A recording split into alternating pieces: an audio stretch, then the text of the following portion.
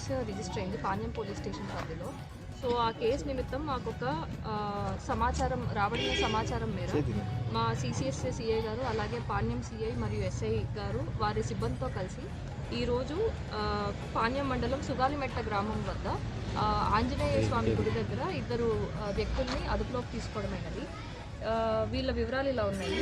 మొదటి వ్యక్తి పేరు కట్ట శివశంకర్, ఇతనికి 37 సంవత్సరాలు, ఇతను కోనసీమ అంబేద్కర్ జిల్లా వాసి. అలాగే రెండో వ్యక్తి పేరు కోరాడ వెంకటేశ్వరరావు, ఇతనికి 52 సంవత్సరాలు, రాజమండ్రి వాసి.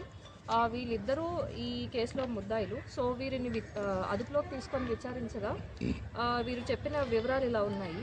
వీళ్ళు ఈ సంవత్సరంలో పాణ్యం మండలంలోనే కాక మన నంద్యాల జిల్లాలో రేవనూరు గ్రామము, అలాగే చాగలమర్రి గ్రామం, చాగలమర్రి, పొల్గొండ, కృష్ణ ఇలా పలు జిల్లాల్లో కూడా వీళ్ళు ఇలా దొంగతనాలకి పాల్పడినట్లు వీళ్ళు ఒప్పుకున్నారు. సో వీరి గురించి వివరాలు అంటే పరిశీలించగా ఈ కట్టా శివశంకర్ అనే వ్యక్తి పైన 20 దొంగతనం కేసులు ఆల్రెడీ రిజిస్టర్ అయి ఉన్నాయి. అట్లాగే కోరాడ వెంకటేశ్వరరావు, ఇతని పైన సుమారు 40 దొంగతనం కేసులు కూడా రిజిస్టర్ అయి ఉన్నాయి. అండ్ వీళ్ళ వద్ద నుంచి ఒక 200 ఒక పావు కిలో బంగారం, అలాగే 1 కేజీ వెండి ఆభరణములు, అలాగే మరికొంత నగదును కూడా సీజ్ చేయడం జరిగింది. వీళ్ళు ఎట్లా అంటే ఇంతకుముందు రాజమండ్రి సెంట్రల్ జైలుకి వెళ్ళి ఉన్నారు.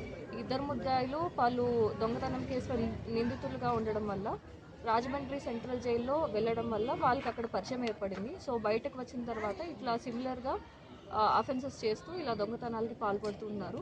సో ఈరోజు వారిని పట్టుకోవడమైనది.